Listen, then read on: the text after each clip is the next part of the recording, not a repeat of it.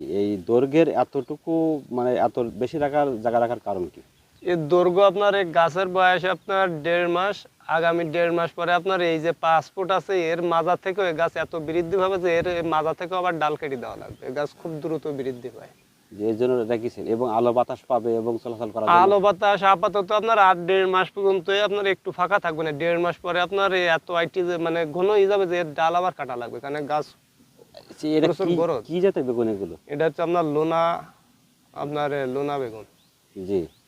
যে এই আপনার চারা লাগানো তো শুরু করি এখন পর্যন্ত কি পরিচর্যা করতে হয় গাছগুলো? আপনার আপাতত এখনো পরিচর্যা বলতে আপনার এই ঘাস মারা এবং আপনার আমরা ক্রমান্বয়ে এটা আপনার এই লাঙ্গল দিয়ে চষে দিয়ে দেওয়ার পরে আপনার এই গোড়ায় পর্যাপ্ত পরিমাণে সার মারি আপনার ফসফেট, পটাশ।